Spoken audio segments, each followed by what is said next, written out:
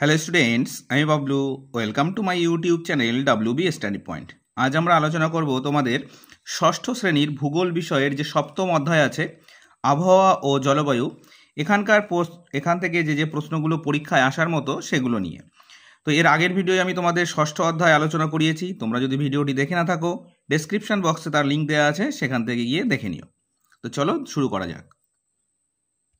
তো সর্বপ্রথম দেখব আমরা আবহাওয়া কি বা আবহাওয়া কাকে বলে। দেখি, আবহাওয়া বলতে কোনো একটি নির্দিষ্ট স্থানের নির্দিষ্ট সময়ের বায়ুর উষ্ণতা, বায়ুর আর্দ্রতা, বায়ুচাপ, বায়ুপ্রবাহ, মেঘাচ্ছন্নতা এর অবস্থাকে বোঝায়। দিনের বিভিন্ন সময়ে আবহাওয়া বদলাতে পারে, আবার কখনো অল্প সময়ের মধ্যেও আবহাওয়া বদলে যেতে পারে। যেমন দেখো, এখনকার আবহাওয়া যেরকম, কখনো রোদ হচ্ছে, কখনো বৃষ্টি হচ্ছে, তো এটাকে আমরা বলি কি আবহাওয়ার পরিবর্তন হয়। হয়তো হঠাৎ করে রোদ উঠলো, কিন্তু দেখবে 2-4 মিনিটের মধ্যে আবার বৃষ্টি আরম্ভ হয়ে গেল। অর্থাৎ দেখো, বলেছে বিভিন্ন সময় আবহাওয়ার বদল হতে পারে, আবার কখনো অল্প সময়ের মধ্যেও আবহাওয়া বদলে যেতে পারে। অর্থাৎ দেখবে তখন আমরা বলি আবহাওয়াটা কিন্তু খুবই খারাপ। এবার দেখো, এখানে একটা প্রশ্ন আছে, ক্রান্তীয় মৌসুমী জলবায়ু। দেখি, আমাদের দেশে এই বিশেষ ধরনের উষ্ণ আর্দ্র জলবায়ু হলো ক্রান্তীয় মৌসুমী জলবায়ু, অর্থাৎ আমাদের দেশ ক্রান্তীয় মৌসুমী জলবায়ুর অন্তর্গত। এবার জলবায়ু কাকে বলে দেখি, কোনো অঞ্চলে প্রায় 30 থেকে 35 বছরের আবহাওয়ার গড় অবস্থা হলো ওই অঞ্চলের জলবায়ু। অর্থাৎ আবহাওয়া যেটা হচ্ছে সেটার গড় অবস্থা, অর্থাৎ 30 থেকে 35 বছর স্থায়ী থাকবে, সেই সমস্ত আবহাওয়া গড় আবহাওয়াকেই হলো ওই অঞ্চলের জলবায়ু বলা হয়ে থাকে। কোনো অঞ্চলের জলবায়ু বছরের পর বছর প্রায় একই রকম থাকে। যেমন পশ্চিমবঙ্গের জলবায়ু ক্রান্তীয় মৌসুমী প্রকৃতির। তাহলে দেখো, ক্রান্তীয় জলবায়ু বা মৌসুমী জলবায়ু আমরা বলি, আমাদের পশ্চিমবঙ্গ মৌসুমী জলবায়ুর অন্তর্গত, অর্থাৎ ক্রান্তীয় মৌসুমী জলবায়ুর অন্তর্গত। এটা কিন্তু 30 থেকে 35 বছর পর্যন্ত কিন্তু স্থায়ী থাকে। এবার দেখো, গুরুত্বপূর্ণ একটা প্রশ্ন, আবহাওয়া ও জলবায়ুর মধ্যে পার্থক্য। তো দেখো, প্রথমে আমরা লিখব আবহাওয়া কোনো নির্দিষ্ট স্থানের নির্দিষ্ট সময়ের বায়ুমণ্ডলের বিভিন্ন উপাদানের অবস্থা। আর জলবায়ু হলো অঞ্চলের 30 থেকে 35 বছরের আবহাওয়ার গড় অবস্থা।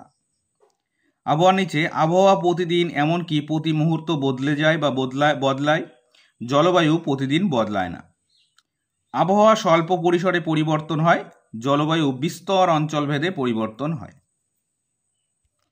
এবার দেখো আছে আইসোলেশন কি। সূর্যরশ্মির 200 কোটি ভাগের 1 ভাগ মাত্র পৃথিবীতে এসে পৌঁছায়, একে বলা হয় আইসোলেশন বা আগত সৌর বিকিরণ। কত না, 200 কোটি ভাগের 1 ভাগ পৃথিবীতে পৌঁছায়। তার ফলে দেখবে সূর্যের প্রখর তেজে কিন্তু গরমে আমরা অস্থির হয়ে উঠি। 200 কোটি ভাগের 1 ভাগ। এবার দেখো আছে সৌর বিকিরণ বা কার্যকারী সৌর বিকিরণ কি। আগত সৌর বিকিরণকে 100% ধরলে, অর্থাৎ এই 1 ভাগকে যদি আমরা 100% ধরি, তার মাত্র 51% ভূপৃষ্ঠকে উত্তপ্ত করে, একেই বলে কার্যকারী সৌর বিকিরণ। এবার অ্যালবেডো কি দেখো, যে বাকি 49%-এর মধ্যে 35% মহাশূন্যে ফিরে যায়।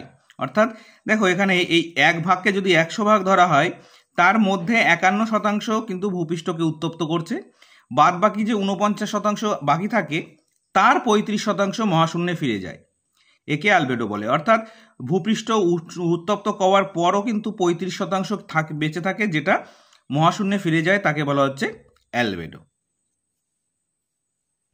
এবার দেখো, আমাদের চারপাশে বায়ুমণ্ডল কতভাবে উষ্ণত বা উত্তপ্ত হয়। 1 নম্বর আছে দেখো বিকিরণ, 2 নম্বর আছে পরিবহন, 3 নম্বর আছে কি, ওই পেজে আছে আমাদের পরিচলন। অর্থাৎ বিকিরণ পদ্ধতিতে বায়ুমণ্ডল উষ্ণ হয় বা উত্তপ্ত হয়, পরিবহন পদ্ধতিতে হয়, আবার পরিচলন পদ্ধতিতেও কিন্তু উত্তপ্ত হয়। এবার দেখো আছে দিন ও রাতের তাপমাত্রার পার্থক্য। দেখো, কোনো স্থানের একদিনের সর্বোচ্চ ও সর্বনিম্ন তাপমাত্রার পার্থক্য হলো সেই স্থানের দৈনিক উষ্ণতার প্রসার বা পার্থক্য। যেমন ধরে নিতে পারি, আমাদের দিনের বেলার তাপমাত্রা ছিল 42 ডিগ্রি সেলসিয়াস, রাতের বেলার তাপমাত্রা হলো 28 ডিগ্রি সেলসিয়াস। তাহলে এই দুটোর বিয়োগফল কত হচ্ছে, এই যে 14 ডিগ্রি, এই 14 ডিগ্রিটাকেই বলা হচ্ছে দৈনিক উষ্ণতার পার্থক্য। ঠিক আছে। এবার দেখো, বায়ুমণ্ডলের উষ্ণতা মাপার জন্য থার্মোমিটার ব্যবহার করা হয়। তাহলে যদি প্রশ্ন আসে যে বায়ুমণ্ডলের উষ্ণতা পরিমাপের যন্ত্রের নাম কি, থার্মোমিটার। 6 এর থার্মোমিটার দিয়ে কোনো একটি দিনের সর্বোচ্চ ও সর্বনিম্ন তাপমাত্রা পরিমাপ করা হয়, অর্থাৎ ওই যে পার্থক্য বা প্রসার যেটা হয় সেটা পরিমাপের জন্য 6 থার্মোমিটার ব্যবহার করা হয়। এবার দেখো থার্মোমিটারকে আবার দু রকম আছে তাপমাত্রা পরিমাপক থার্মোমিটারের মধ্যে, একটা হচ্ছে ফারেনহাইট আর একটা হচ্ছে সেলসিয়াস। তো এখান থেকে ফারেনহাইট আর সেলসিয়াসের মধ্যে এই প্রশ্ন রকম আসে যে ফারেনহাইট বা সেলসিয়াস স্কেলের নিম্ন স্থিরাঙ্ক কত আর ঊর্ধ্ব স্থিরাঙ্ক কত। তাহলে দেখো সেলসিয়াস স্কেলের নিম্ন স্থিরাঙ্ক 0 ডিগ্রি সেলসিয়াস আর ঊর্ধ্ব স্থিরাঙ্ক 100 ডিগ্রি সেলসিয়াস, আর ফারেনহাইট স্কেলের নিম্ন স্থিরাঙ্ক 32 ডিগ্রি এফ আর ঊর্ধ্ব স্থিরাঙ্ক 212 ডিগ্রি এফ। অর্থাৎ ফারেনহাইট স্কেলের 32 ডিগ্রি সমান সেলসিয়াস স্কেলের 0 ডিগ্রি বা 0 ডিগ্রি, আর ফারেনহাইট স্কেলের 212 ডিগ্রি সমান সেলসিয়াস স্কেলের 100 ডিগ্রি। এবার দেখো বায়ুর আর্দ্রতা কি দেখি। নির্দিষ্ট উষ্ণতায় নির্দিষ্ট পরিমাণ বায়ুতে যে পরিমাণ জলীয় বাষ্প থাকে সেটাই ওই বায়ুর আর্দ্রতা, যাকে ইংরেজিতে বলা হয় হিউমিডিটি। এই আর্দ্রতা পরিমাপক যন্ত্রের নাম কি? হাইগ্রোমিটার। এবার দেখো বায়ুচাপ ও বায়ুপ্রবাহ। এখান থেকে প্রশ্ন আসে বায়ুচাপ সব থেকে কোথায় বেশি। দেখো এখানে আছে সমুদ্র পৃষ্ঠে বায়ুর চাপ সব থেকে বেশি, যত উপরে ওঠা যায় বায়ুর চাপ ততই কমে। বায়ুর চাপ কমে গিয়ে নিম্নচাপ হলে ঝড় বৃষ্টি অশান্ত আবহাওয়া তৈরি হয়, আবার বায়ুচাপ বেড়ে গিয়ে উচ্চচাপ হলে পরিষ্কার আকাশ শান্ত আবহাওয়া দেখা যায়। অর্থাৎ নিম্নচাপে বায়ুর পরিবেশ বা নিম্নচাপে পরিবেশ কেমন থাকে, উচ্চচাপে পরিবেশ কেমন থাকে সেটাও কিন্তু এখানে লেখা আছে। আর বায়ুচাপ পরিমাপক যন্ত্রের নাম কি? 14 ব্যারোমিটার। এবার দেখো ঝড় কি, এটা টিকাও আসতে পারে। সব জায়গায় চাপ সমান রাখার জন্য উচ্চচাপ অঞ্চল থেকে নিম্নচাপ অঞ্চলের দিকে প্রসারিত হয় কি না বায়ু। হঠাৎ কোনো জায়গায় বাতাসের চাপ ভীষণ কমে গেলে বাতাস ভীষণ গতিতে আশেপাশের উচ্চচাপ অঞ্চল থেকে নিম্নচাপ অঞ্চলের দিকে ছুটে আসে। ওই যে গতিবেগে ছুটে আসা বাতাসের এই গতিবেগকেই কিন্তু বলা হচ্ছে ঝড়।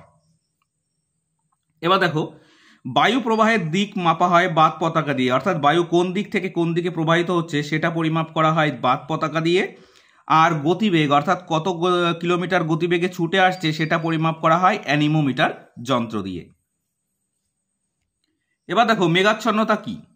আকাশে মেঘের পরিমাপই হলো মেঘাচ্ছন্নতা, অর্থাৎ আকাশে কতটা পরিমাণ মেঘ আছে সেটার পরিমাপ করাকেই বলা হচ্ছে মেঘাচ্ছন্নতা। এবার দেখো ঘনীভবন কি। জলীয় বাষ্পযুক্ত বাতাস হালকা বলে ওপরের দিকে উঠে যায়। ওপরে বায়ুর উষ্ণতা ও চাপ দুই কম থাকায় জলীয় বাষ্প ঠান্ডা হয়ে ছোট ছোট জলকণায় পরিণত হয়, একে ঘনীভবন বলে। অর্থাৎ ওই যে ছোট ছোট জলকণায় পরিণত হওয়াকেই বলা হচ্ছে ঘনীভবন। এই জলকণা কিন্তু ধুলোবালির সঙ্গে মেশে এবং ভারী হয় এবং মধ্যাকর্ষণ শক্তির টানে মাটিতে বৃষ্টির আকারে নেমে পড়ে, যেটাকেই বলা হচ্ছে বৃষ্টিপাত। এই বৃষ্টিপাতের পরিমাপক যন্ত্রের নাম হচ্ছে রেনগজ। এবার দেখো আছে বায়ুর তাপমাত্রা পৃথিবীর সব জায়গায় কিন্তু একরকম হয় না, কেন দেখে নি। দেখো পৃথিবীর অক্ষ তার কক্ষপথের সঙ্গে 66.5 ডিগ্রি কোণে হেলে থাকে।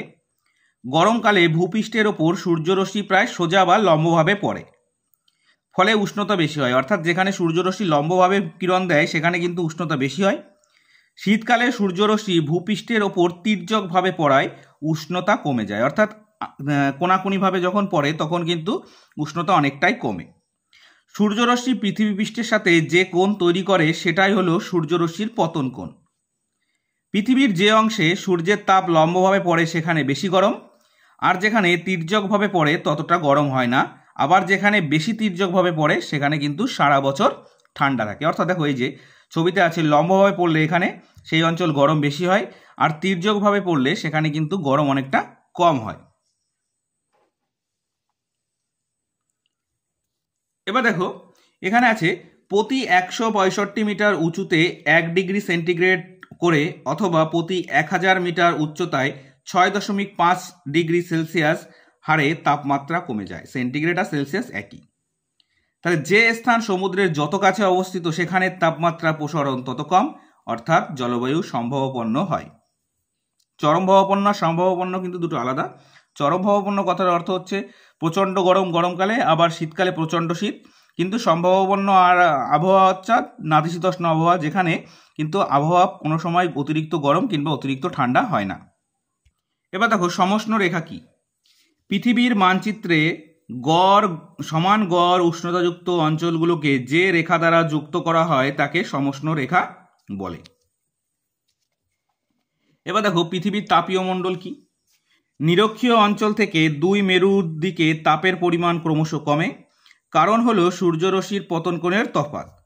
সূর্যরশ্মির পতন কোণের ভিত্তিতে পৃথিবীকে তিনটি তাপ মণ্ডল বা তাপ অঞ্চল, যাকে হিট জোন বলা হয়, সেইভাবে ভাগ করা হয়েছে। একটা আছে উষ্ণমণ্ডল, একটা হচ্ছে নাতিশীতোষ্ণ মণ্ডল, আর একটা হচ্ছে হিমমণ্ডল। তো এর ভিতরেরগুলো তোমরা একটু দেখে নেবে। আর এখানে একটা ছবি আছে, এই ছবিটা একটু ভালো করে দেখো, কারণ এটা পরীক্ষার সময় আঁকতে দিতে পারে যে পৃথিবীর তাপমণ্ডলগুলোকে চিহ্নিত করো। এখানে আছে দেখো হিমমণ্ডল 66.5 ডিগ্রি, নাতিশীতোষ্ণ মণ্ডল এই কর্কট ক্রান্তি রেখা আছে দেখো 23.5 ডিগ্রি উত্তর, নিরক্ষ রেখা যেটা হচ্ছে উষ্ণমণ্ডল এটা 0 ডিগ্রি। এবার দেখো মকর ক্রান্তি রেখা, এটাও কিন্তু নাতিশীতোষ্ণ অঞ্চল, এটাও কত আছে, এটা 23.5 ডিগ্রি। আবার এখানে আছে দেখো হিমমণ্ডল, এটাও কিন্তু 66.5 ডিগ্রি, যেটা হচ্ছে কুমেরু বৃত্ত রেখা। তো এখানে দেখো এটাও হিমমণ্ডল, নিচেরটাও হিমমণ্ডল, মাঝখানে এটা হচ্ছে নাতিশীতোষ্ণ উত্তর, এটা দক্ষিণ নাতিশীতোষ্ণ, আর মাঝখানেরটা হচ্ছে উষ্ণমণ্ডল, অর্থাৎ নিরক্ষ রেখার পাশাপাশি যে অঞ্চলটি আছে সেই অঞ্চলে কিন্তু উষ্ণ অঞ্চল, অর্থাৎ নিরক্ষ রেখা যে অঞ্চলের উপর দিয়ে গেছে সেটা কিন্তু সবসময় প্রায়শই উষ্ণ থাকে। তো মোটামুটি এই অধ্যায় থেকে এই প্রশ্নগুলোই তোমরা একটু ভালো করে পড়বে, তাহলে এই অধ্যায় থেকে পরীক্ষার জন্য আর অন্য কোনো প্রশ্নের দিকে তোমাদের কিন্তু তাকানো লাগবে না।